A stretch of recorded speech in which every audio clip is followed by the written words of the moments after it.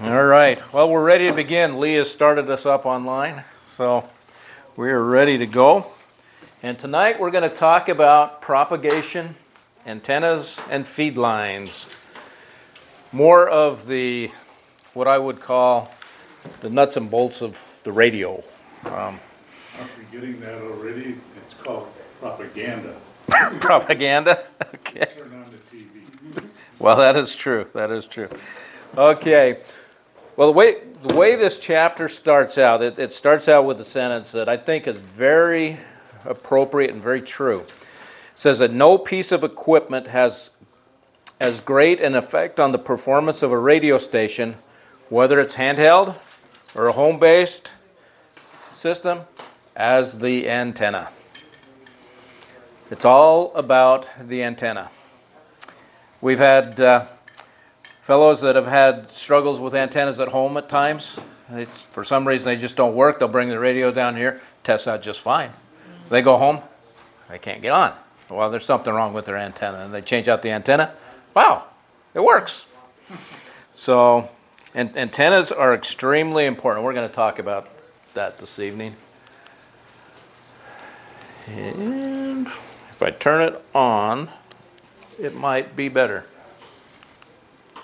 Maybe. Yep, there we go. I went too far. Okay, so this evening what we're going to cover is we're going to talk about radio signals and how they travel from place to place. We're going to talk about some basic ideas about antennas. And we're going to talk about how feed lines are constructed and used. And these feed lines are not the ones where you're going down to the restaurant and standing in line to get fed. Different kind of feed lines. I know my daughters came because I told them I'd take them out to dinner afterwards. So. Bribery, you know. And then we're going to talk about what SWR is and what it means to you.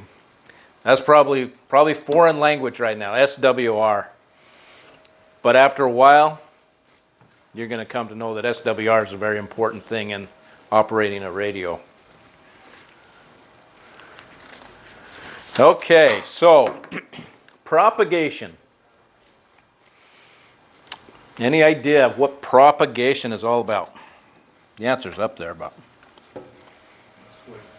The transfer. Yeah, the transfer.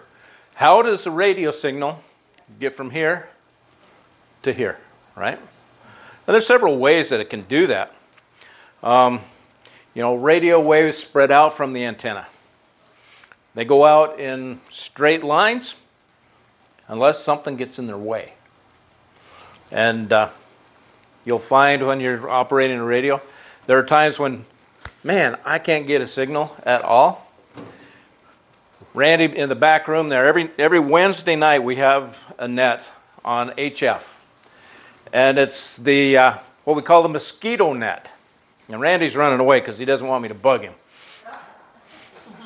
You heard that. But anyway, on the mosquito net, we get on HF, and I've got two antennas at my house. I got one that's a wire. It goes up to a tree, and then it goes down to my fence. It goes 135 feet. And on that antenna, I can get, you know, I've heard Europe, you know, I've heard Mexico, Cuba, all kinds of places on that wire antenna. But I go to 10 meters, and I try to get over to Jay, who's in Sartell, and I live in Sauk Rapids. On that antenna, forget it. I might be able to hear just a little bit, but not much. What do you mean by 10 meters? By 10 meters? Is that what you said? Yep. So my buddy Jay, that's his name, Jay, he's over in Sartell, and we're trying to talk to each other.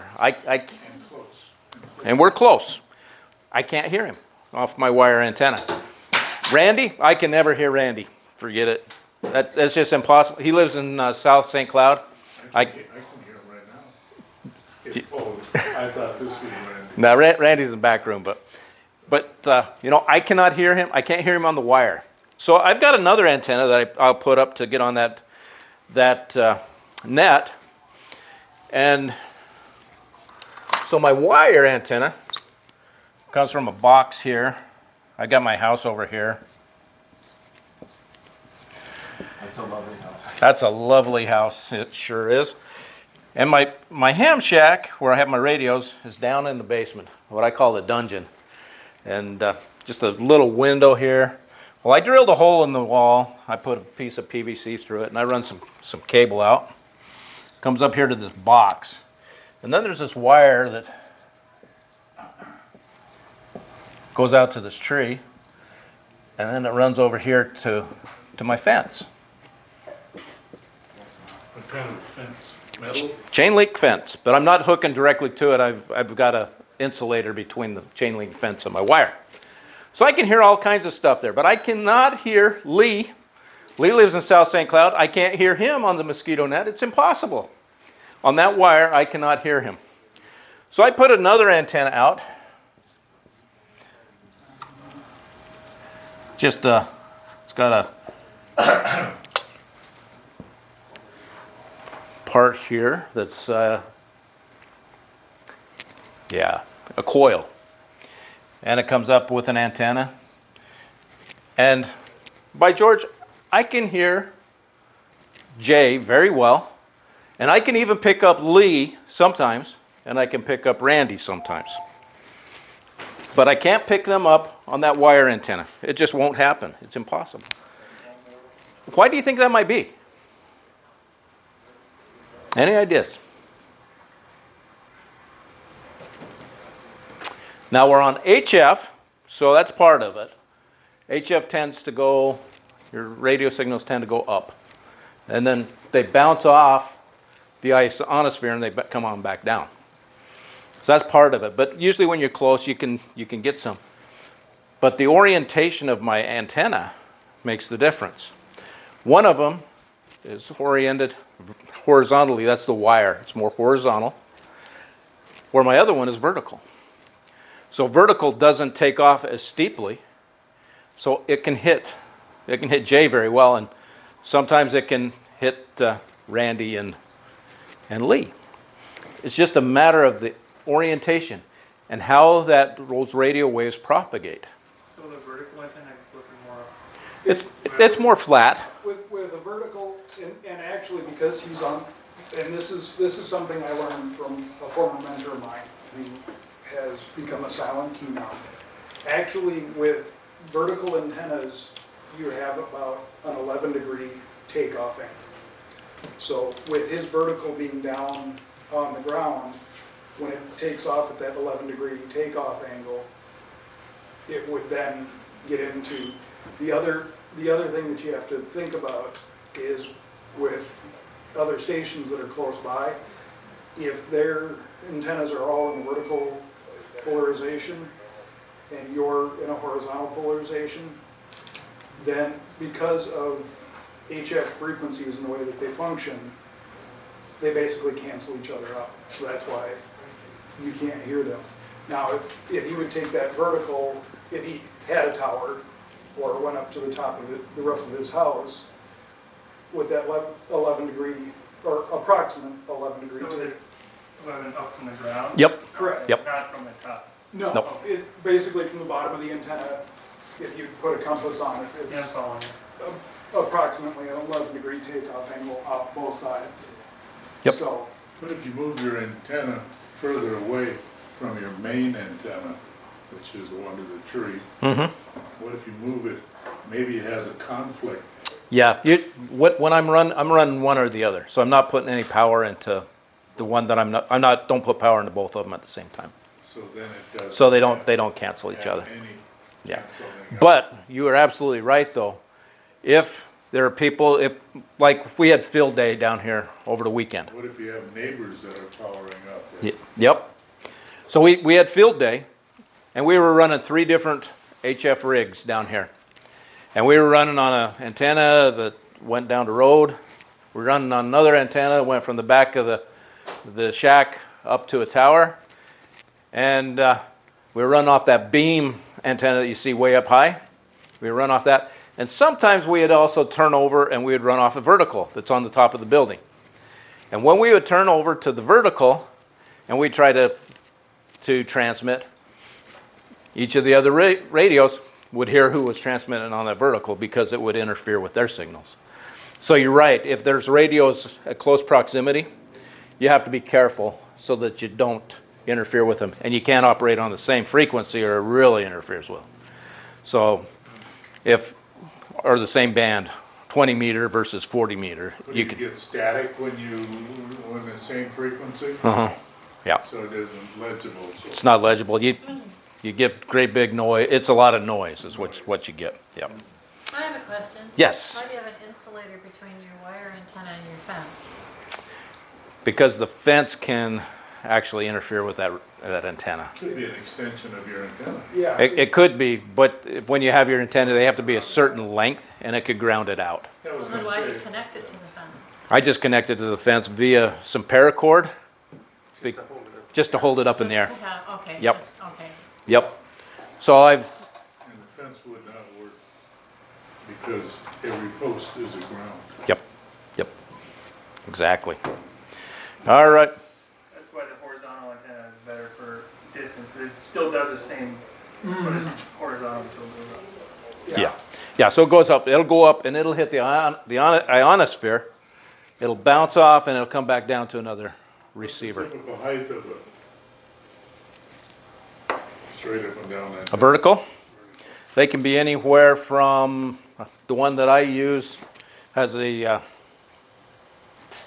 17 feet whip. Okay. One I'm thinking of buying is 28 feet. So, and then you get folks that'll put up towers like this one that's, it's up 30 plus feet. Off the building, here's 30 feet. Yeah, the tower that we have out to the side is over 30 feet. Side of the building. Yep. So, yeah, and you'll get people that you'll hear on the air. They'll say, yeah, I'm running off of my 75-foot tower and I'm punching out 1,500 watts of power. That's what my dad did. Yeah, and they get out everywhere. Very good, and Contacts, Mudford Island and stuff. yeah, exactly. What is ours, 56? Yeah. 55 foot. 55-foot tower? Yeah, that's a telescoping. Right, we don't have it all the way up right now because we're not using it because we don't have a license yet, but it goes up to You're 55. starting to make some people jealous, I will just tell you. That'd be a great system. It will be. All right.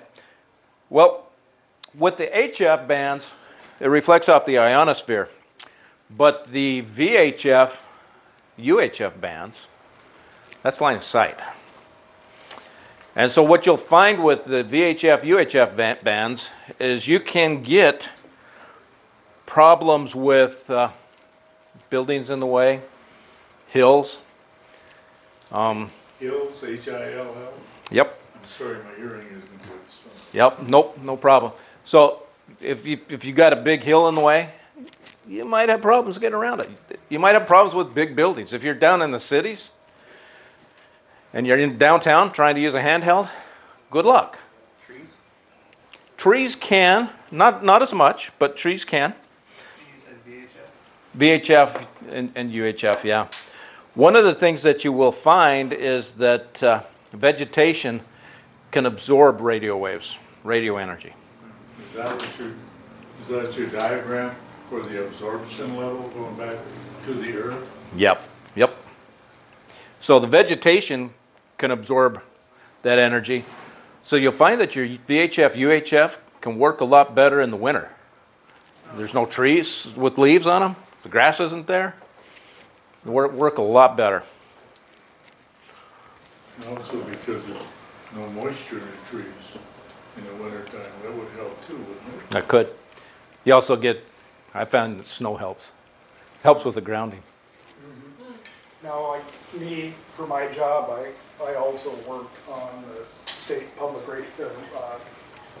safety radio system, the ARMOR, and that runs at 800 megahertz. And so we will actually, if it's a really good rainstorm, because of the size of the raindrops and the frequency of it, we will actually see it diminish in our coverage area because basically the raindrops are almost the same size as the frequency that the radios are using. So, Kind of like on Doppler radio. Yep, very, very similar. All right, so propagation. Go in a straight line, your radio waves talking about here, unless they're reflected by something. And they get weaker the farther away from the source. So the farther away they are from your radio, the weaker they get. And that's what we call range. What's the range of this radio and this antenna? You know, how far is it going to get? That's the range. A handheld, maybe 2-3 miles with a good strong signal, maybe more if you have nothing in the way. Unless you have a repeater? You can hit a repeater, then you can go farther. Exactly. So, can a repeater hit a repeater? Not usually, no. Okay, so your handheld radio would go to a repeater, and then as far as you can get with that repeater, that's as far as you can get with your handheld? Yeah, yep. Okay. So now you can get into the digital side, which we haven't really talked about, but into digital radios, they actually will broadcast over the internet. So it goes to a repeater and it hits the internet, and then you can go basically everywhere. Okay. Well, there are, on the ham side, there are old analog repeaters that are called linked. We used to have one here. I know there's one up in the Duluth area, and the guys that engineered that, basically they have a UHF, a separate UHF link between about 5 different repeaters. So when you're talking on like a repeater in Duluth, because of the link that the RF link that they built, you can actually talk all the way up and down the North Yeah, Shore. so there are some that are out there that Because of the internet, they have that RF link has kind of Okay. died off more in favor of an internet link, but there's still. So something neat, so I'm in the Civil Air Patrol. We have a big Pelican case we put in the airplane, and it's an airborne repeater. It's awesome. You just go fly down the beach and you can bounce back and forth. Okay, so Now you're talking about toys. when we think about, propagation, the radio waves can be reflected by buildings, hills, and weather. When reflected by buildings or hills, it's called shadowing, which mostly impacts the UHF and the VHF frequencies. Just briefly, would you just explain what VHF and UFH? Yeah. Or is that too much to do? Or is that what you were going to do? It's very high frequency Okay. and ultra Ultra high? high frequency. Yep. Okay. Thank you. Yep. And then the third one that we kind of touch on is HF, which is just high frequency. In that, And what is that? it's actually lower frequencies, but CV radio? yeah, CV radio kind of touches on that. It's the ham radio frequencies that Yeah. we talk For about. what we're concerned So about is- each of these is in a different spectrum of the. All three of them are ham. Yeah. Yeah. Yep. They're all three ham, and they're just different segments of the radio spectrum. So the FCC has broken down the radio spectrum into different pieces, and these are three of the pieces. Okay, so the vegetation, it can absorb radio waves so you can get greater distance, as I mentioned, in the winter. And rain and fog affect the UHF frequencies, but they don't affect HF or the lower VHF frequencies. But HF, that rain and fog can play havoc with you. So just something to keep in mind. And I think there might be a test question on that. At least there used to be. There is on the shadowing. Okay. So the propagation, this is VHF and UHF radio waves, and they can be detracted by the edge of a solid object, like a building, or a hill, or another obstruction, bending them in different ways around the obstruction. So the radio wave can kind of bend around that. It'll hits that edge and it might go out that direction. Hits the edge, it might go that way. So it can refract those radio waves. That's called refraction, as it's refracted off of something. And then also, radio waves, UHF and VHF, can bend slightly. So you got your horizon out there, right? So here's the Earth. And we're broadcast, let's say we have our radio here, and our line of sight is to maybe right here. But it could be refracted and actually go a little bit over the horizon. Not far, but a bit. So it can go, it can exceed the curvature of the Earth. It's beyond what we can visibly see. Okay. So we're going to talk a little bit about the ionosphere. Except I got to catch up with the slides on. I'm talking over my slides here. So when radio waves travel by sharp edges of large objects or buildings, they can be diffracted. This is called knife edge diffraction. And refraction, when UHF and VHF radio waves gradually bend they're gradually bent by the atmosphere, creating a distance farther than the visual horizon.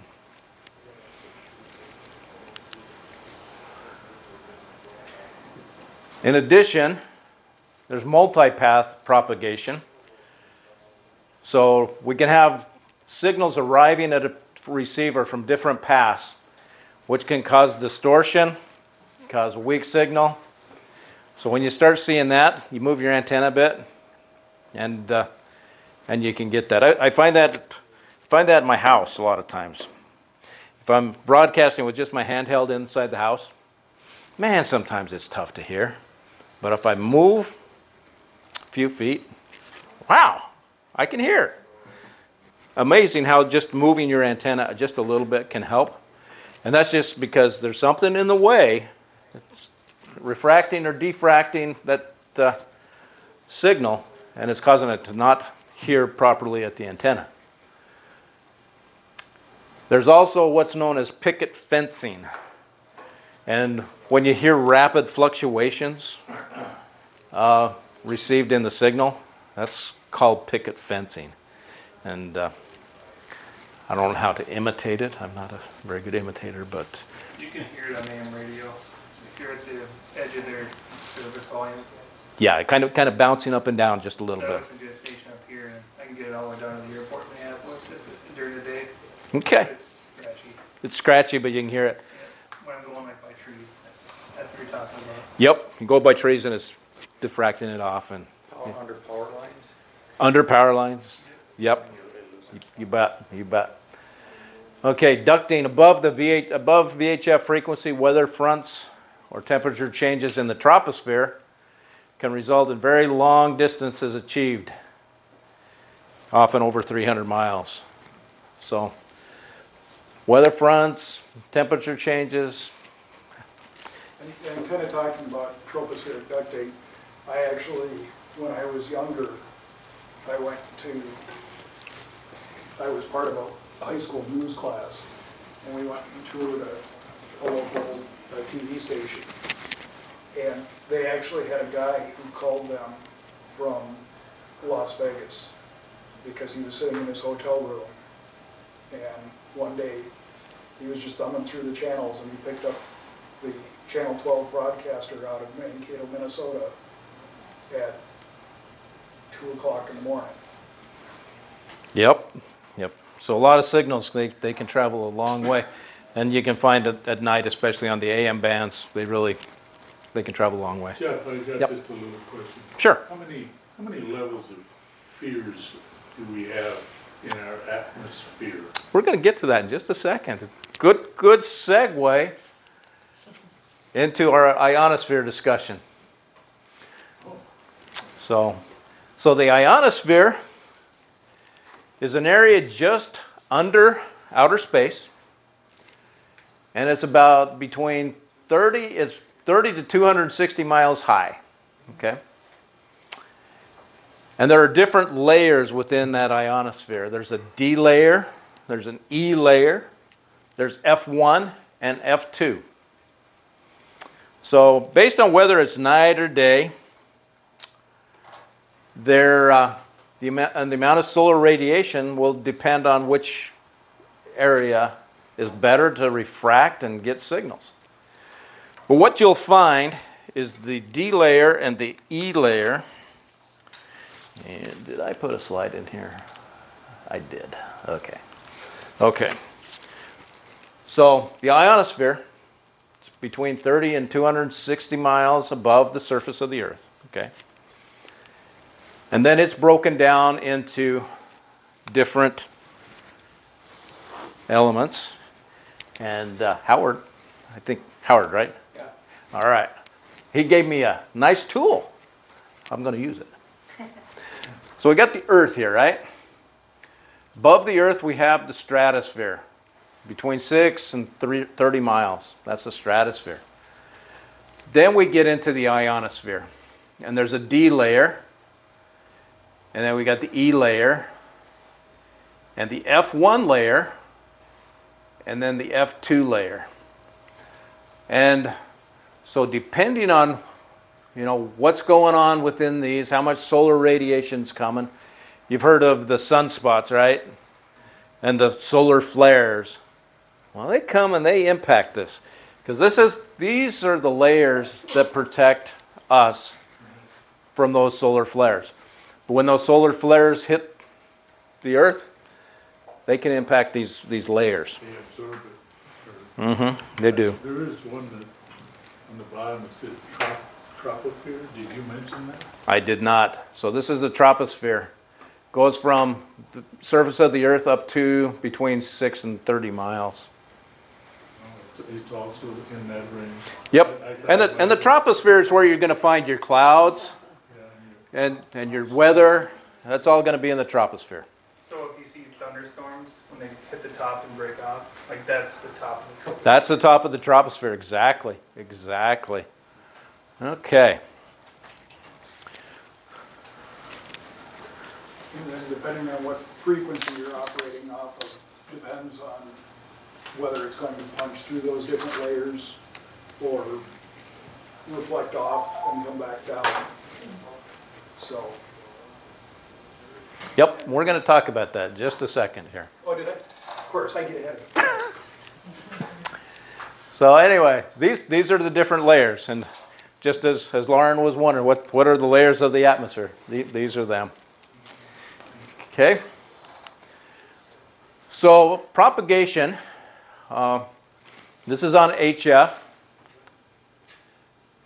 And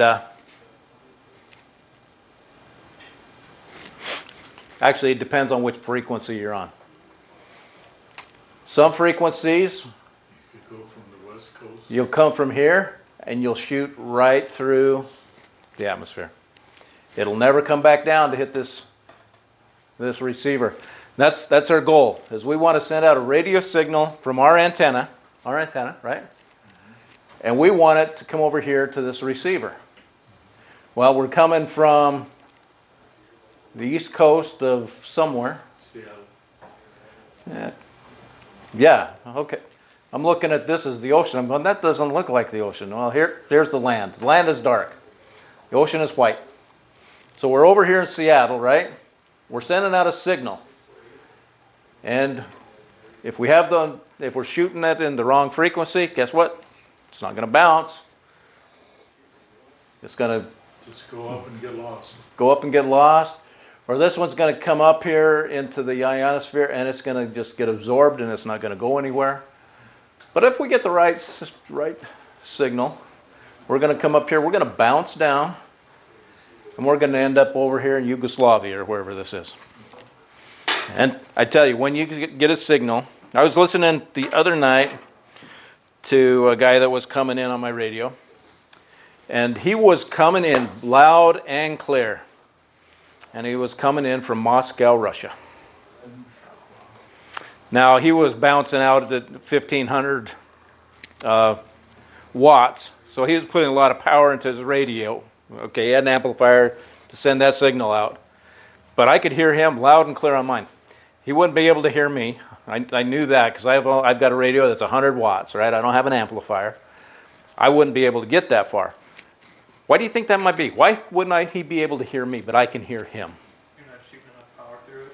I'm not shooting enough power through it, so my signal is coming up. It might bounce up here, but it's getting weaker and weaker and weaker. By the time it gets to him, he's not going to be able to hear it. Okay? Power to set the molecules in his antenna. Yeah, yeah. So it's, you know, it's an interesting game we play with radio. How much power? There's a lot of guys that are out there that they like to run what they call QRP, which means very low power. And if the conditions are right, and they have the right antenna, they can get out and be heard a long ways away. So somebody going out at 10 watts from the East Coast, I can hear them here if the conditions are just right. And I have a radio that its maximum power is 20 watts. I could get to the East Coast, and they could hear me, and we can make a contact. I've got a radio that I go out with 100 watts. They can hear me a lot better. So, but playing with the low power stuff, how low can you go and still be heard? It can be a lot of fun. Most CBs only have about 10 watts. Yeah, they're very low. restricted to 3 to 5 watts by the 3 AM. 3 to 5.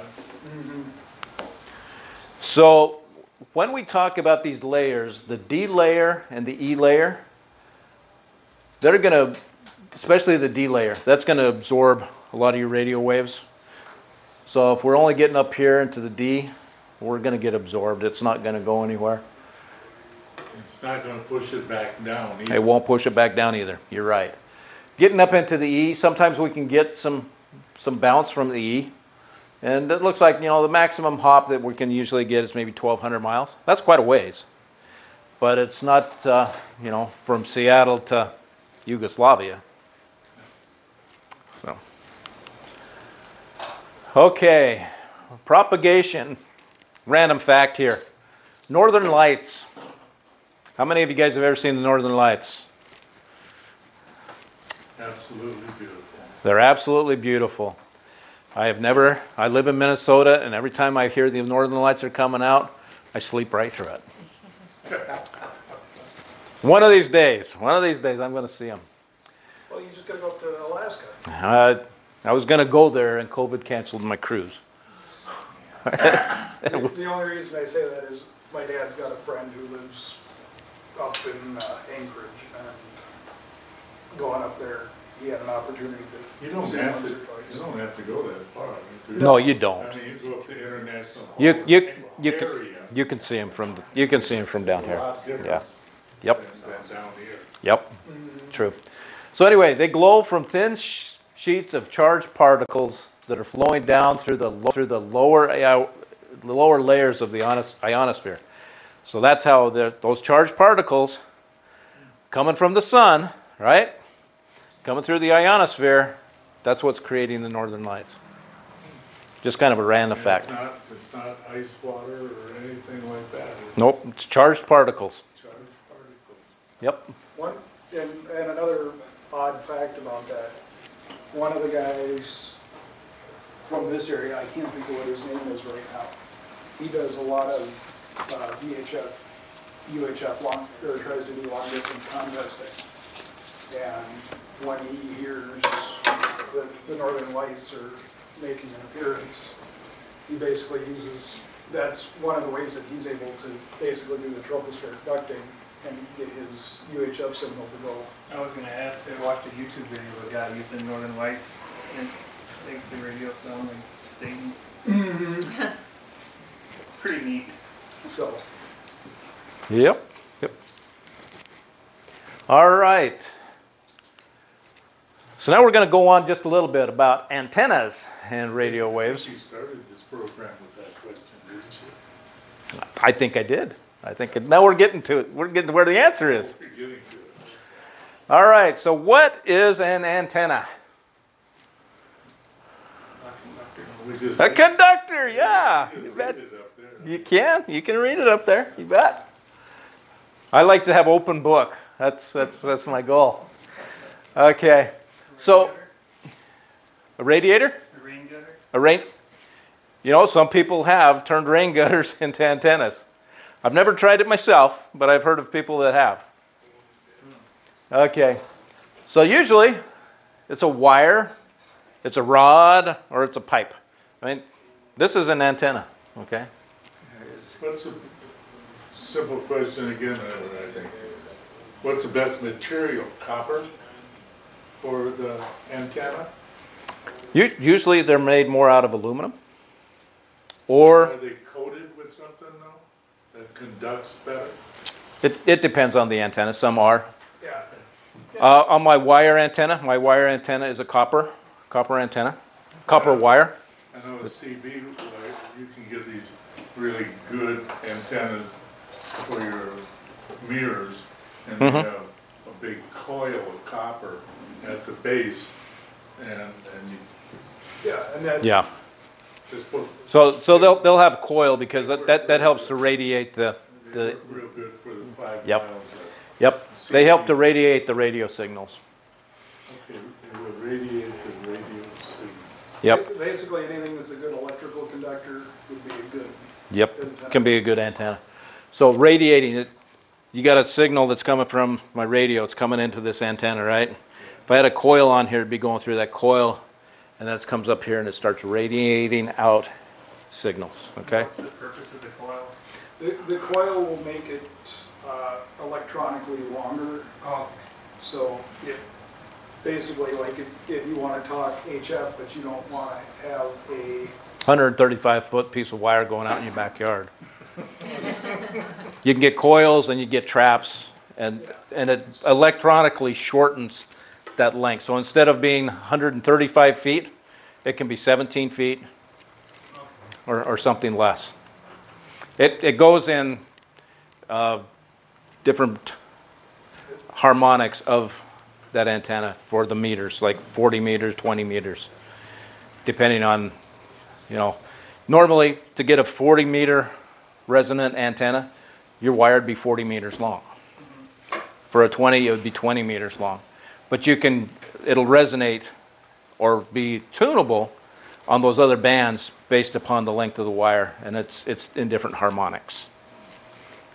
So that's how you can get a 17-foot antenna to work on 80, 40, 20, and 10-meter bands, is because it's shortened electronically.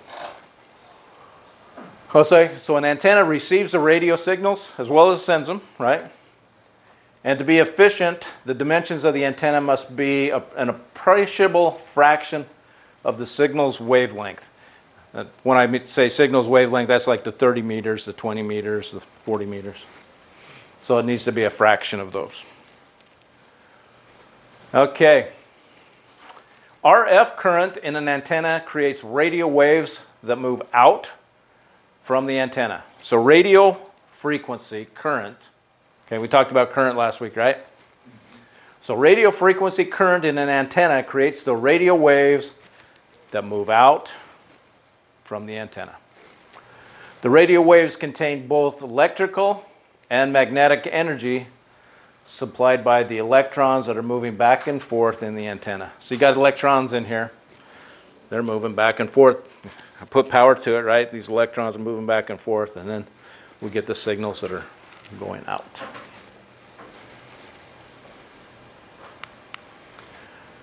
Polarization. Any idea what polarization would be or what it's about? Well, it tells us right there. It does. It does. But we still don't know what it is. Okay, so it's the orientation of the radio wave's electric field. That matching orientation. Yep. Yep. So my antenna here. I got it vertical, right? Yeah. Which way do you think the radio waves are going to go out of this thing? horizontally. They're going to go out this way, aren't they? Okay. If I'm running my wire sitting up here in the tree, it's going out here and it's going out here as a dipole. A dipole is the kind of antenna I'd have my feed line coming up right here, and I'd have another just like this, going the other way. So it'd be equal. It'd be equal. So which way do you think that's going to radiate?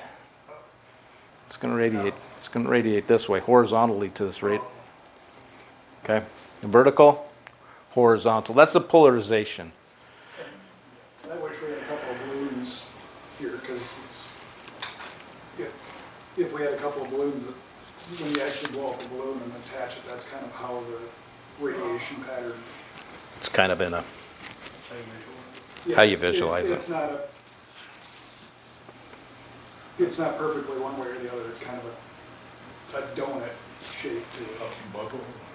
So you got your radio waves, and they're going out from your antenna, right? And they're traveling through the ionosphere. And its polarization can change from vertical to horizontal. And sometimes you can get a combination of the two, and it's called an elliptical polarization. So question, so if you're transmitting it vertically, you can receive it still horizontally? You can, It's not as good. just not as good. If your antennas are oriented in the same direction, it's better. So a lot of times, you know, I listen to the Parks on the Air stuff, right? And Parks on the Air. So somebody's gone out to a state park and they got their radio equipment out there. A lot of times, you just never know what they're going to do, but a lot of them will put up an antenna that's vertical. If I put up my vertical, I can hear them better than I can on my wire. But then there are other guys that use a wire, and I can hear them better on my wire than I can on my vertical. So you just never know. So you switch the antennas back and forth.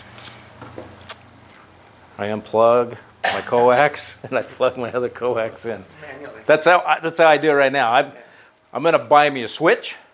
Then I put both coax that leads out to those two antennas, and I just switch it. That's what most people do. I just haven't gone out to Amazon and ordered my switch yet. I've been waiting. Jim is on, right? Yeah, Jim is on. We have a member of the club named Jim, and he's been known for buying 3 of everything from Amazon, so we call him Jimazon. Okay. So antenna gain. Yeah, sorry. Any idea? I'm not going to put the answer up there yet.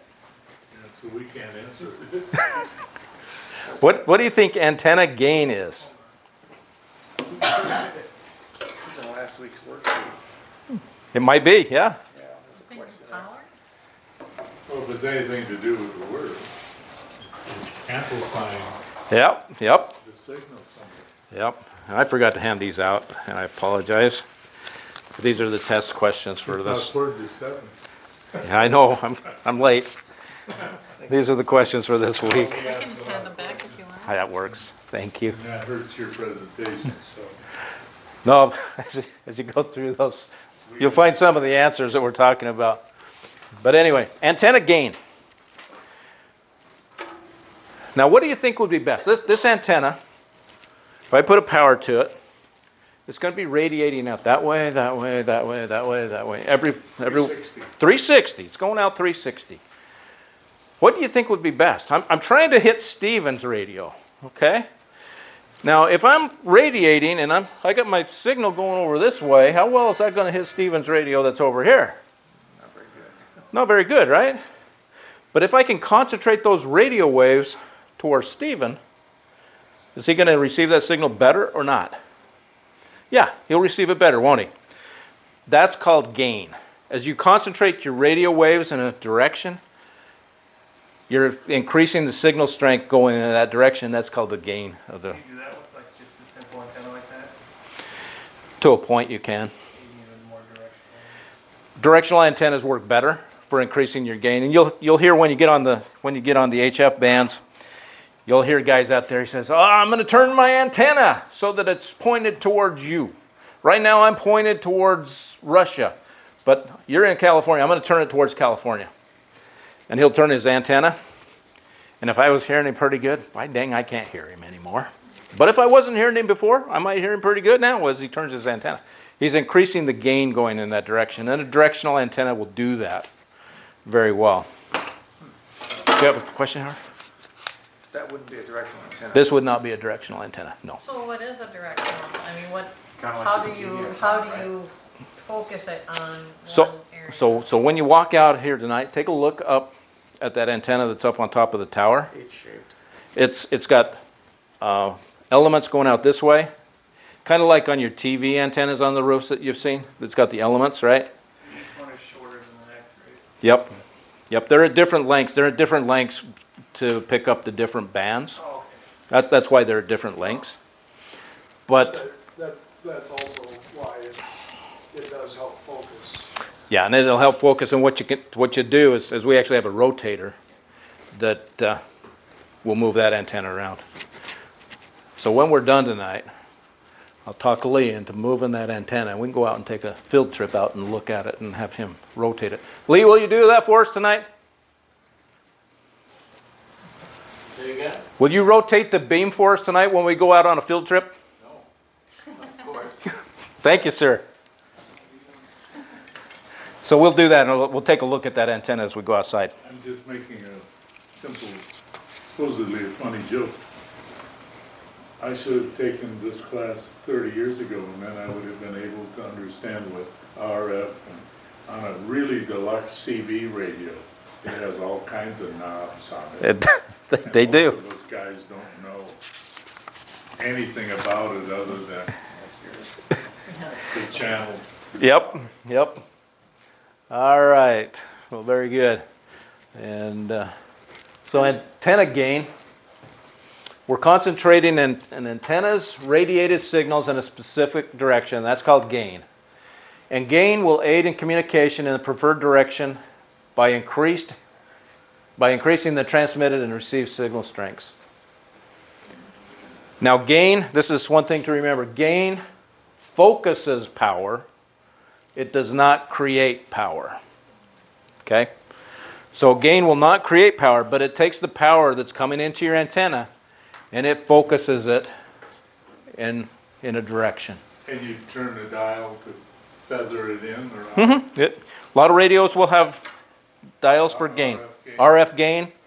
Yep, absolutely. CBs do, Yep, so does your ham radios. the good ones. Yep. Okay. So the elements of an antenna, we have a feed line, which is used to deliver a radio signal to or from the antenna. So I got a radio here, and I've got an antenna over here. My radio's over here. I turn on my radio. Is that going to do me any good? No. You don't have a cable. I don't have anything hooking the two together, do I? All right. Chantel, do me a favor. Walk into that back room back there, and there is some cable sitting on that desk. Just grab that for me. Lee's going to give it to you.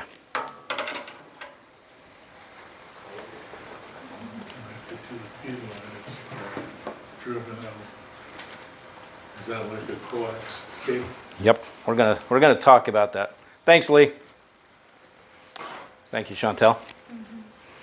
Okay, so I've got my radio sitting over here, right? And I've got my antenna over here, so I put one end of this to my radio. I put the other end to my antenna. And that's my feed line. That's what I'm feeding it with. Now this is pretty thick coax, right? Sometimes we'll use thick stuff like this, sometimes we'll use the thinner stuff. Okay? It can both be used. And I've been told too that if it's coiled up, it can change the wave or something in it rather than if it's just a straight line Yep. cable. Yep, that's very true. It acts like a choke. So it gets rid of some of the RF noise that can travel along the coax. So you can get noise, because as you're sending the radio signal out and it's coming back, you know, we talked a little bit about the signal coming back and how it goes out, comes back, goes out, comes back. It can create noise. And running it through a coil will reduce some of that noise. It's called a choke. Okay. Now the conducting portions of an antenna are called the elements. We'll see that on the antenna that I'll show you in a little bit, because there's multiple elements up there. But like on your TV antenna, you got 1, 2, 3, 4, 5 of these going this way and going that way. Those are all called elements. And those are connected. The element that is connected to the feed line itself, that's connected to the coax, is called the drive or driven element.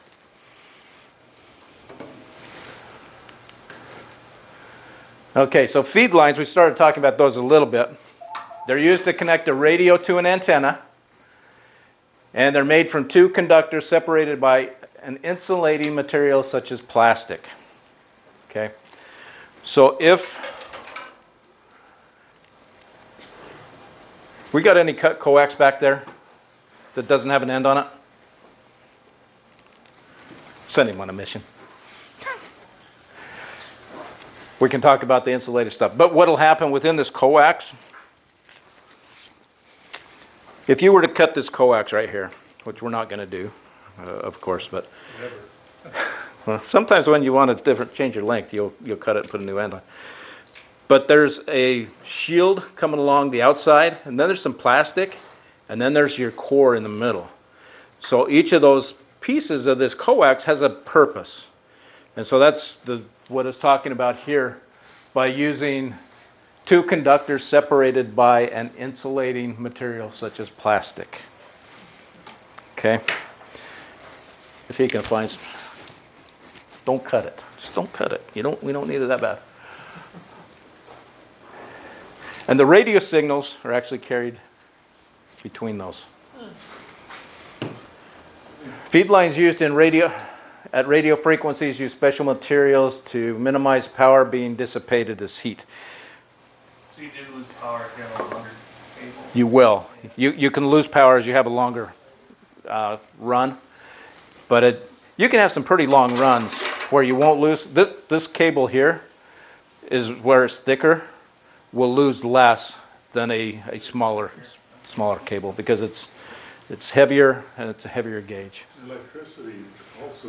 Okay, no problem. Thanks, Rick, for checking. Electricity also, the longer you run a extension cord, it can have. Yep. It affects the power at the other end. Yes, it does. Okay, so feed lines, they can help to minimize the power being dissipated as heat. There is heat that can go to an antenna when you transmit. It can get hot, so you have to be careful. There's a story that one of the club members said he was helping one of our club members set up an antenna. And he went out and he says, "Let me move your antenna just a bit." He grabs the antenna and he moves it. And the other operator keyed up his radio at the same time. So, you got a little heat. Suppose all the electrons are vibrating in there. Mm-hmm. Friction. Yep. So, and there are some antennas, like I've got what is known as a Wolf River coil. It's coil wrapped around coax, around PVC. That makes the coil. And at the same time, they say don't operate that at more than 100 watts because it's going to melt the PVC. They've actually built what they call a platinum version that's made out of a different material that won't do that. So, but heat is a big portion. And Chris found an example of an element antenna. This was one of the things that was hiding back. So this here would be your main driving element, and that would be on the back side would be your. You can use it vertically or horizontally? You can. Yeah, for this one, if you were doing VHF, UHF, and you were talking with another station, you can turn it this way. Or if they were operating this way, like most TV stations, you could just orient it this way. It just depends on what you got.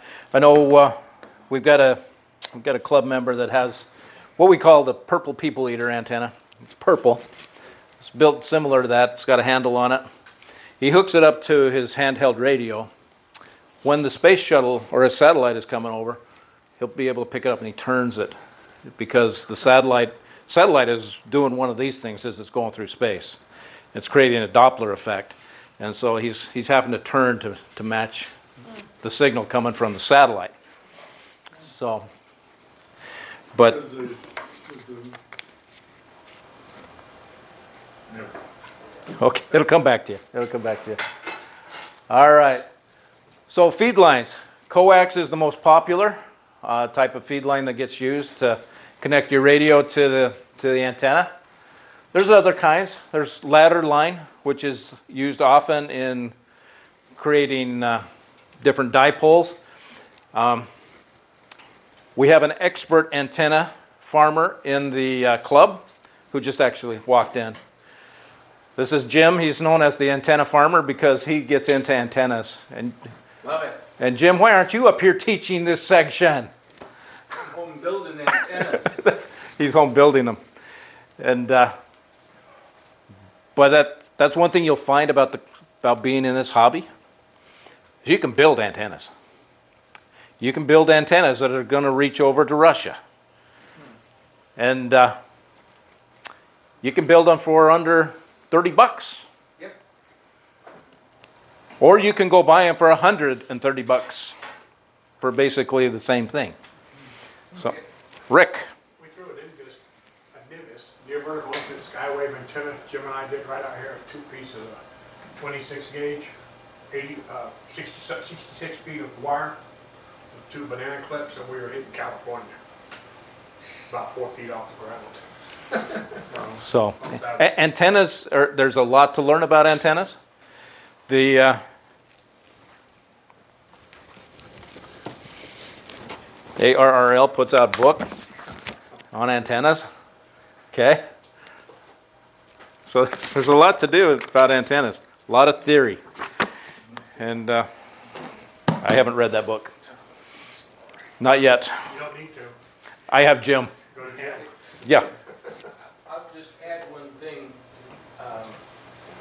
Jeff probably covered all of this before, but having just walked in, I will say that with your radio, probably one of the most important things that you can have in your ham radio setup is, number one, a good antenna and the coax feed line that feeds it. If you're going to spend any amount of extra money to tune that in, I would highly recommend it. Your radio, you might change that in and out, but if you get your antenna and your coax right, you could put any radio on it and it'll be head and shoulders above something that you just threw up haphazardly.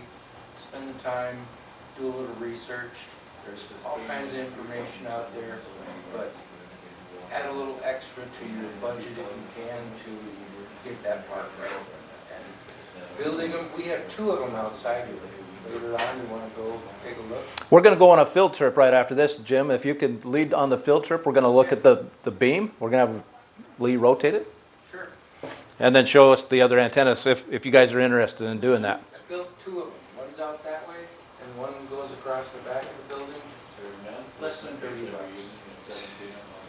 And Jeff started this hour with that same statement. What is the most important part of your ham radio? And he said, the antenna. Actually, it's an American flag on top of it. Okay, so the feed lines, we've got, coax is the most popular. There are other feed lines as well. And we're going to talk just a little bit about SWR and what that means. SWR stands for Standing Wave Ratio. I thought it was short wave. Okay, it's standing wave ratio. So power carried by a feed line is transferred completely to the antenna when the load and the feed line impedances are identical. So you have the transfer coming this way, and you got the impedance that's getting in the way, and when they're equal, your antenna is called resonant. And that would be what you're going to hear often is what you want to have is a 1-to-1 relationship between what's going to your radio and what's coming from it on the impedance side. Huh? Nirvana. That's nirvana, as Rick would call it. Now, often what you're going to see is you might see 2 to 1, you might see 1.5 to 1, or you might get somewhere if you got 10 to 1. If you're seeing 10 to 1, do not transmit. Do not. That's a no-no, okay? Unless you hate your radio, because you're going to destroy your radio if you're out of sync that far. You hate it, you overheat it, is that how you destroy it? Yeah. It's I'm guessing. Yep. Rick. You'll pretty much smoke it. Yeah, it's called smoking your radio. It becomes a brick. It's worthless. Okay, you don't want to do that. So anyway, you want something down in this range here, and that's a pretty good place to be operating a radio. Okay, that's relationship of what to what? 1-to-1 relationship, that's a relationship of the power traveling out versus the impedance coming back. Okay? Impedance was resistance. That's the resistance, yep. And so you want a 1-to-1 relationship. That's the ideal. Right, Troy? All right. How do you measure that? How do you measure that? Rick, how do you measure your SWR? With a meter. With a meter. Most of your radios today have them built in. Okay. I was just looking at the lowly 6100 from Xavier. That thing's got a wonderful SWR meter built in and an ATU to help you if you get beyond that 2 to 1. So as SWR increases, more power is reflected, and you end up with losing more power. And Is that the power you're transmitting coming back into it? yep. That's what smokes. And so you end up with higher voltage, and that higher voltage is what's going to destroy your radio. So you don't want that. You want to run 1-to-1. You'll get your signal out there. Your antennas are going to radiate properly. The radio lasts forever. Your radio will last until you do something wrong with it. Yeah, there's still other monkeys that can jump. There's other things that can happen, but okay. So why does it matter? So you want it to be your antenna forward and your reflective power, you want to be equal at 1-to-1. As more power is reflected, your SWR increases. As the SWR increases, more power is reflected and more power is lost. And a high SWR causes voltage to increase and may cause damage to the transmitter's output circuits. And high SWR can be caused by too long or short of an antenna for the frequency being used. So that can be that's one of the things you always want to check on, is the length of your antenna. If you're having high SWR, usually your antenna is either too long or too short, and you need to adjust that. In my personal experience, it's usually because it's too short. So we're just going to hit a couple of practical antennas. Dipoles. Simplest type of an antenna is a dipole. It has 2 electric parts. It's fed in the middle by a feed line. Usually pretty easy to set up. This is an example of a dipole antenna. You got your feed line, which in this case is ladder line coming up. And then you got your 2 pieces, your 2 elements here coming out. And that's usually the easiest ones to set up. Is that insulated between the wire on the right and the wire on the left, or is it all? Yeah, they're separated. They are, They're both fed, but they're separated. but they are separate. Thank you. Yep. You can get a ground plane antenna, which is basically, you've got your antenna here, and it comes into the ground. So your ground actually becomes part of the antenna, and usually you'll send out radials going in the different directions of the antenna on the ground. So these will be running on the ground, and the ground itself becomes part of your antenna. Then you have a very short range. No, it'll radiate out your signal. Yep.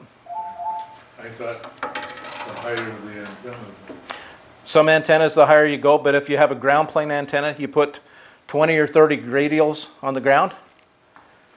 That will help your system to get out and transmit and radiate the frequency. This is kind of an example of a ground plane antenna. You can see the antenna's coming up here, and then you got this radial field coming there, coming around the bottom. Okay? You can also have when you talk about a ground plane antenna, you can have a pie tin. Rick? I just just had a cookie sheet out my window. So Rick uses a cookie sheet out of his window with his antenna on it. Just a mag mount antenna on a cookie sheet will work. That's a ground plane antenna. You got directional antennas. We'll go show you a directional antenna here. Our beam is a directional. And it can be used in different situations. You'll also hear the term Yagi. Okay? But that right there is a Yagi antenna. So beams are created from multiple elements. You said the last word, is that what you're talking about? Yep, Yagi, right here. How do you pronounce it? Yagi. Yagi, yeah. So these are examples of directional antennas.